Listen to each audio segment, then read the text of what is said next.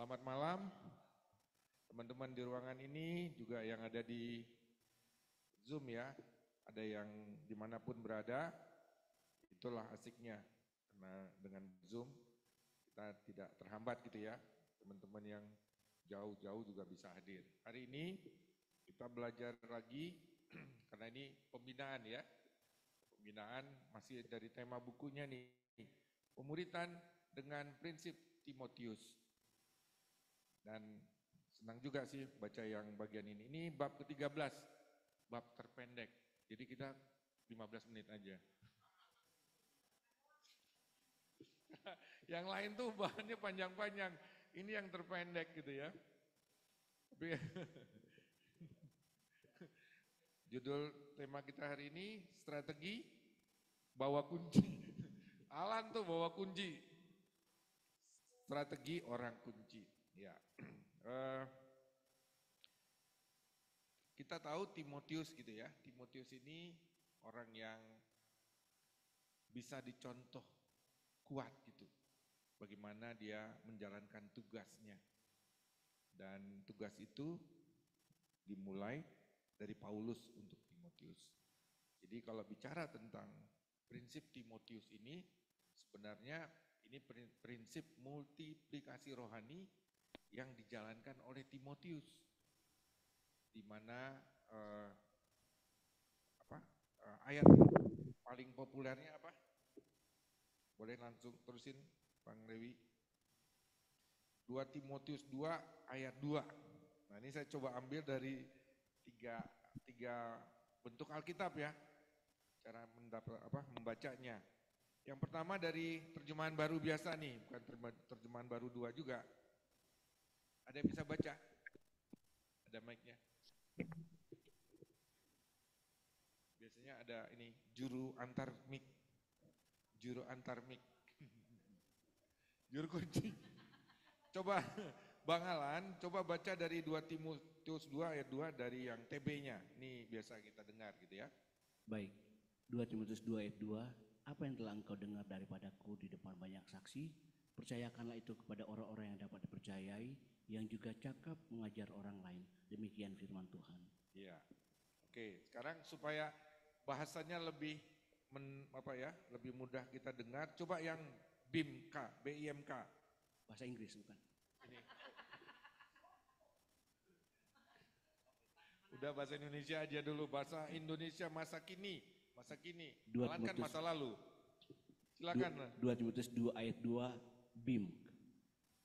Ajaran yang lulus sudah kau dengar dari saya di depan banyak orang, hendaklah kau percayakan kepada orang-orang yang dapat dipercayai, yang cakap mengajar orang lain. Ya, ini lagi ya, lebih mudah kalimatnya untuk kita coba pahami. Nah, kelompok yang terakhir, Bang Alan, silakan. Yang TSI, terjemahan sederhana Indonesia. Saya juga baru tahu ada nih. Terjemahan sederhana Indonesia. Alkitabnya. Semua ajaran yang sudah kamu dengar ketika saya mengajar saudara-saudara, saudari-saudari seiman, ajarkan dan percayakanlah itu kepada saudara-saudari yang lain juga, khususnya mereka yang mampu mengajar dan yang akan setia meneruskannya kepada orang lain lagi. Lebih ini ya, kita jadi lebih tahu maksudnya apa sih gitu. Waktu Paulus sampaikan berita ini atau pengajaran ini kepada Timotius. Jadi kata-kata Paulus terhadap Timotius itu begitu penting sehingga perjalanan pengajaran Kristen dari masa-masa itu sampai kita sekarang ini dan sampai nanti berjalan ya sampai ujung masa kehidupan manusia ya, karena Tuhan berkuasa atas itu terjadi. Karena ternyata banyak orang yang melakukan cara yang dilakukan oleh Timotius itu, termasuk kita di zaman sekarang ini. Boleh lihat strukturnya, Bang Lewi boleh teruskan satu. Ya, ini lihat ya. Paulus itu sampaikan sesuatu terhadap Timotius. Kamu sudah banyak yang saya ajarkan ke kamu, kata si Paulus kan, kepada Timotius. Saking banyaknya, kamu sebenarnya jangan simpan. kamu harus teruskan lagi kepada orang-orang lain, ya. Atau orang-orang yang dapat dipercaya dulu nih. Kenapa dia orang-orang dapat dipercaya? Supaya dia bisa meneruskan lagi kepada orang yang lain, gitu ya. Jadi kalau Timotius itu tidak menemukan orang-orang yang dipercaya olehnya, yang bisa meneruskannya kepada orang yang lain, jangan-jangan kekristenan tidak ada di Indonesia. Karena tidak sampai berita. Teman-teman, ini bagian yang paling kita ingat-ingat waktu kita bicara multiplikasi rohani dan bentuk-bentuk pemuritan yang kita lakukan selama ini di LPPI ya. Kita semua tahu dan teman-teman yang ada di Zoom juga ya. Kalau sudah terlibat di PLPR pasti tahu ini. Tugas kita adalah menjalankan apa yang Timotius ajarkan. Nah di buku ini secara global atau secara umum dia membahas bagaimana Timotius melakukannya. Kadang-kadang sampai detail.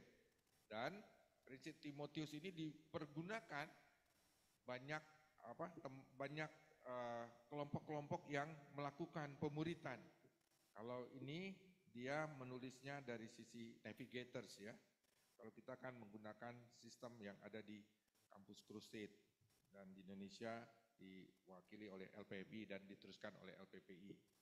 Wah, kita lah gitu ya. Jadi teman-teman, tugas ini dijalankan nih oleh Timotius, diteruskan, dikerjakan terus-menerus oleh orang-orang yang seterusnya oleh Timotius. Tetapi sebenarnya ada sisi lain yang perlu jadi perhatian. Ini diingatkan oleh Roy Robertson, pemahamannya dia begitu ya. Dan itu juga dipahami di Navigators.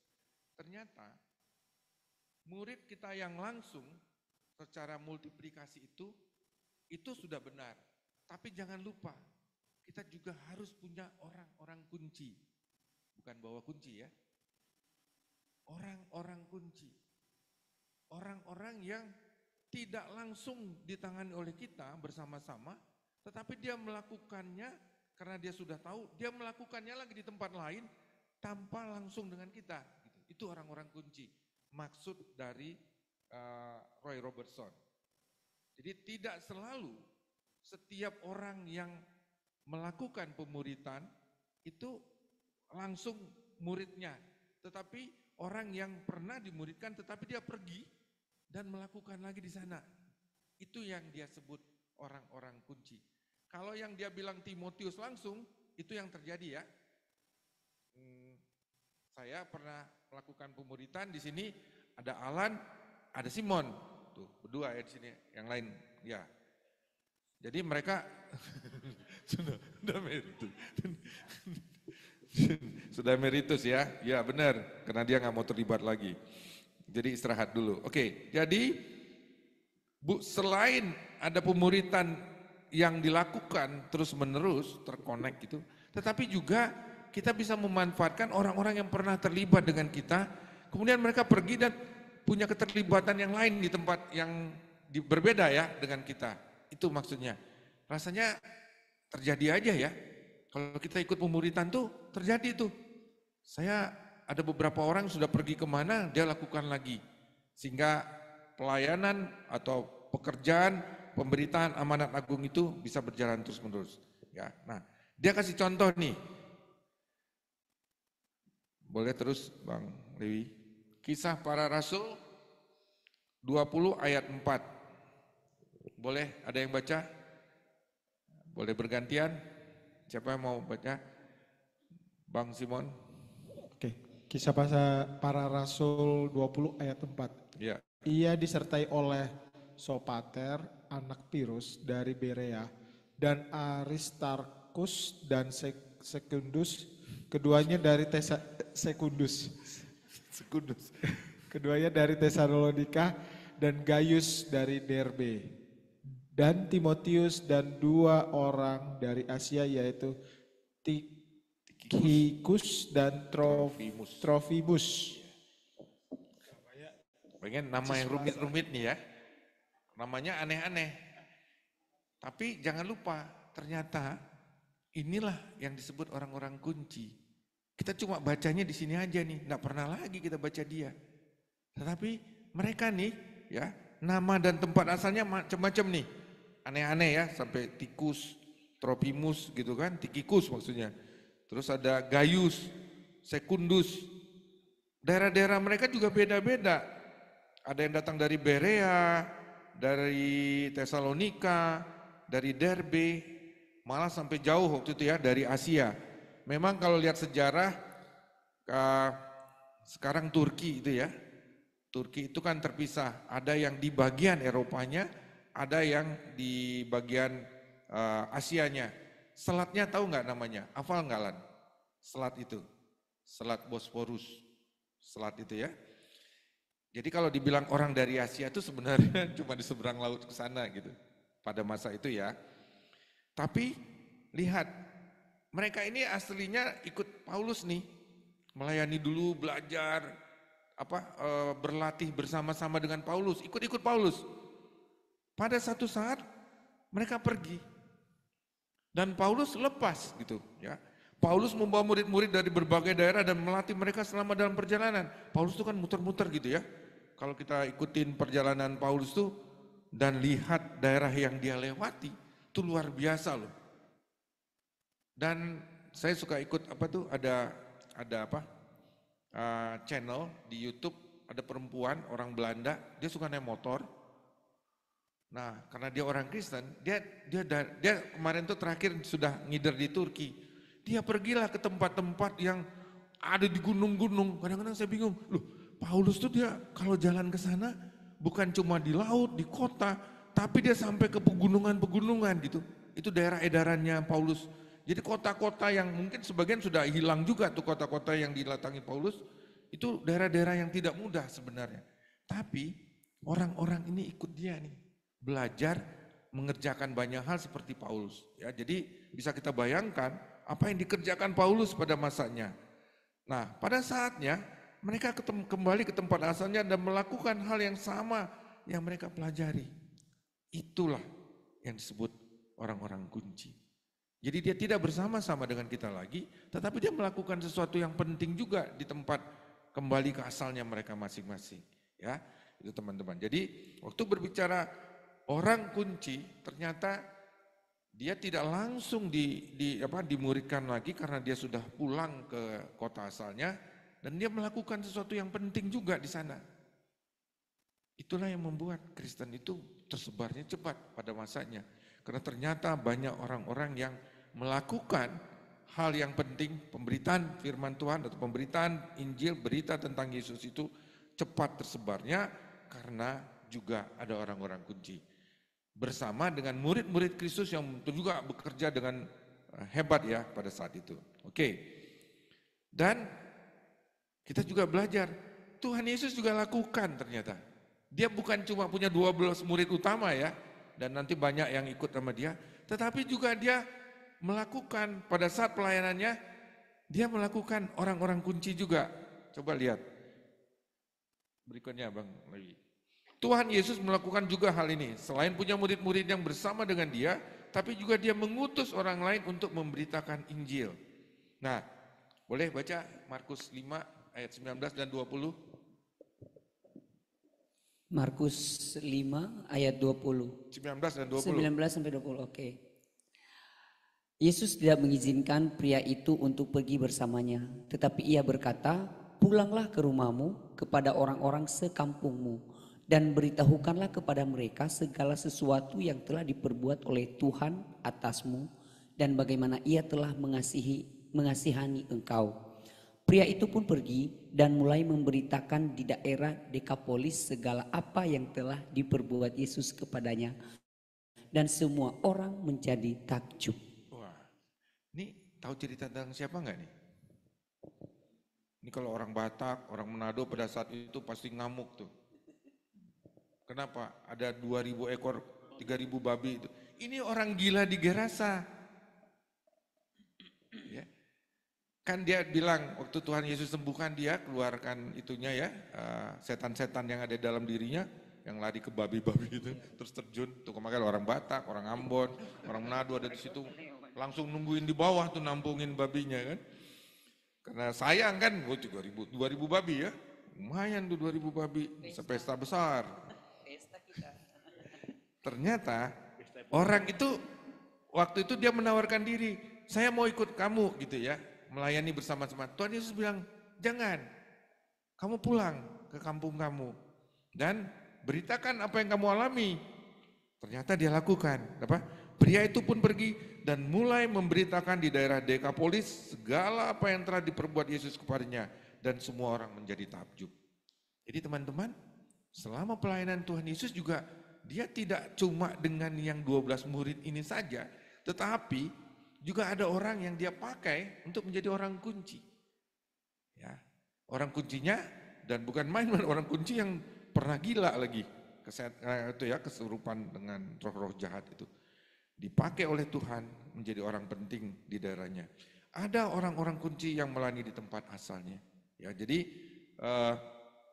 selama pelayanan Tuhan Yesus ada beberapa contoh, termasuk yang orang gila di Gerasa itu. Itu kan termasuk yang disembuhkan dari kusta, itu kan balik tuh satu orang.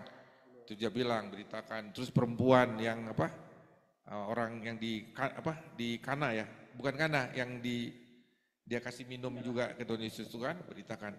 Jadi banyak orang kunci yang dipakai oleh Tuhan Yesus pada saat pelayanannya di masa itu. Jadi teman-teman,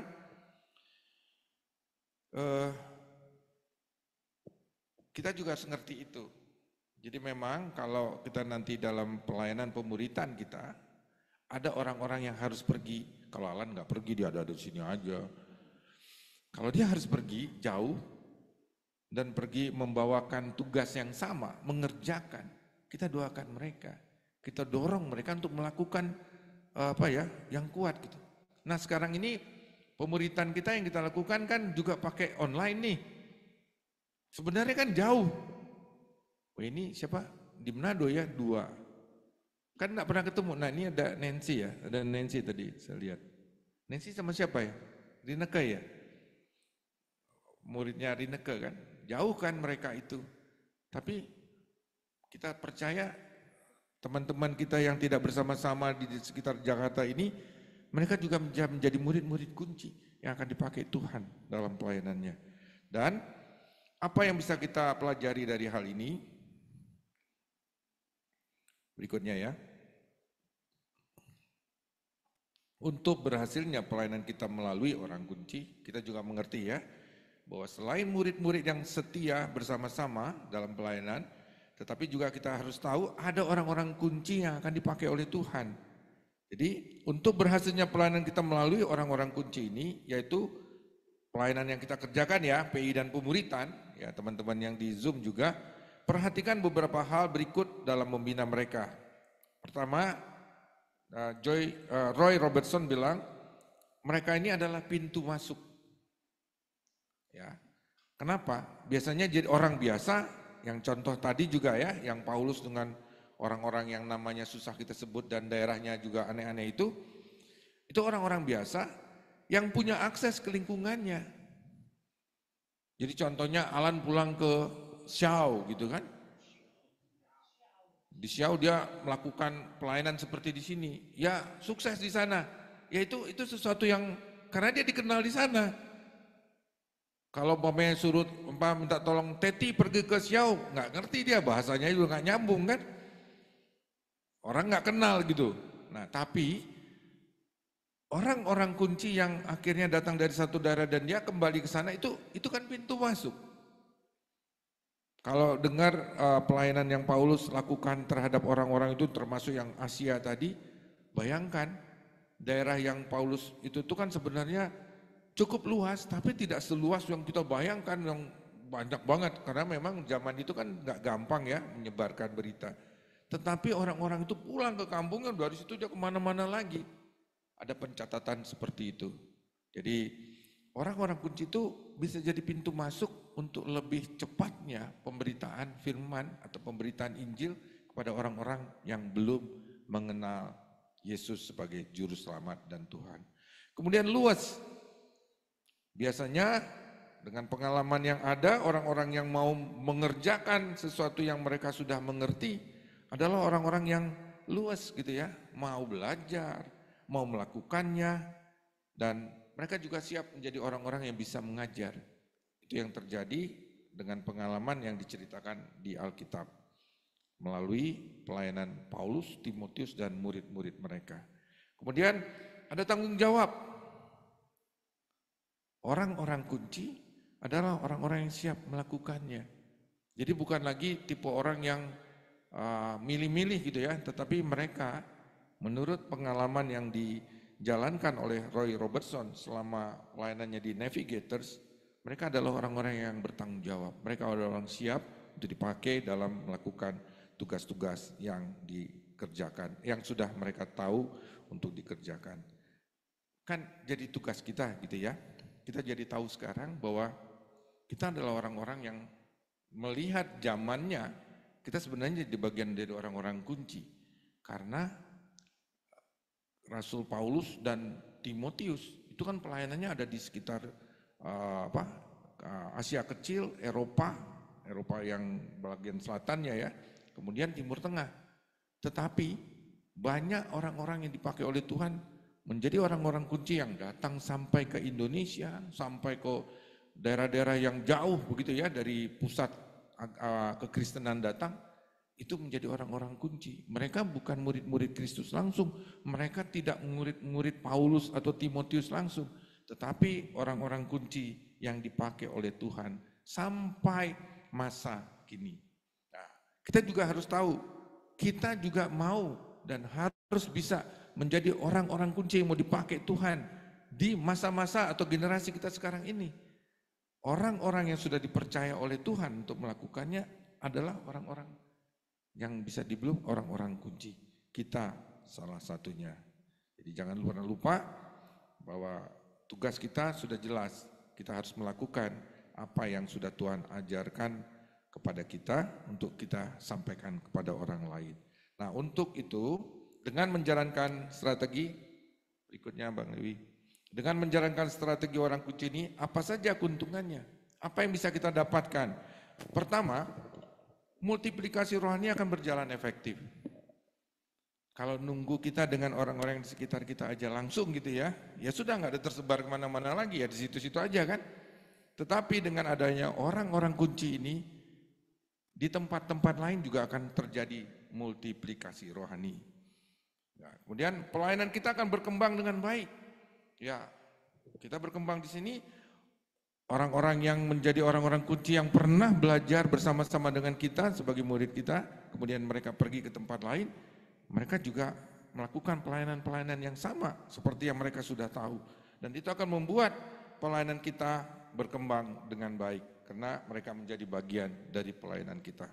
Kemudian regenerasi dalam pelayanan akan berlangsung, ya kan? Kalau cuma kita aja dengan orang-orang di sekitar kita, dan tidak ada orang lain lagi, termasuk orang-orang kunci itu, regenerasinya tidak bisa berjalan, tidak nyambung ya, tidak diteruskan lagi, bisa berhenti.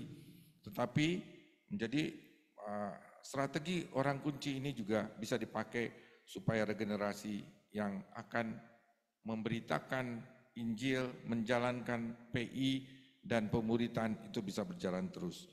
Kemudian penjangkauan PI dan pemuritan akan semakin luas.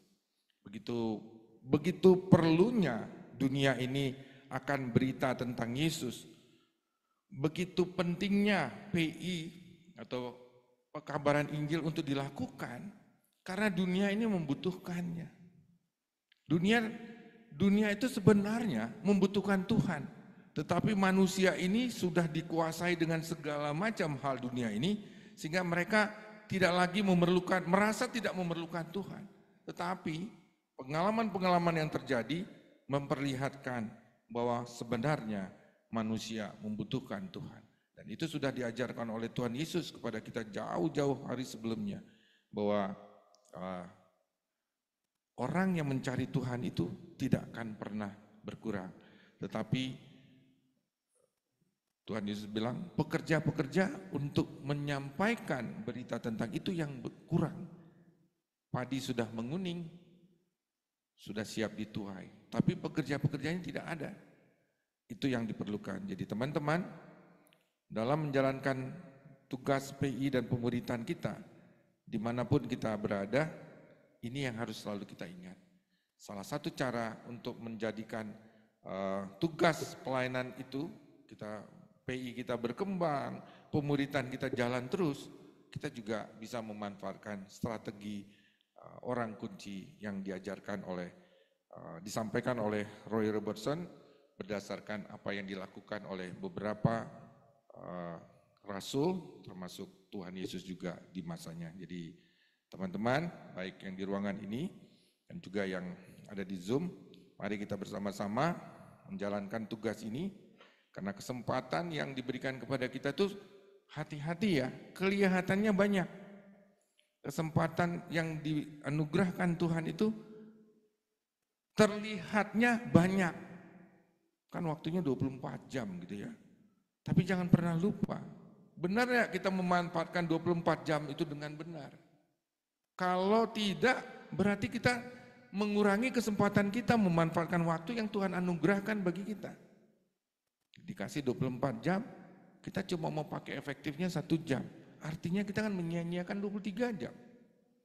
Nah, kalau kita mengerti waktu yang Tuhan anugerahkan itu tidak banyak, mari jangan pernah berpikir apa yang sudah Tuhan sediakan itu kalau kita diam-diam aja akan bisa berlangsung dengan baik. Enggak, tidak ada manfaatnya kalau kita tidak bergerak sesuai keinginan Tuhan. Jadi mari dimanapun kita berada, tugas kita sekarang ini, masa-masa sekarang ini adalah masa-masa kita, zamannya kita, eranya kita untuk melakukan yang terbaik bagi Tuhan.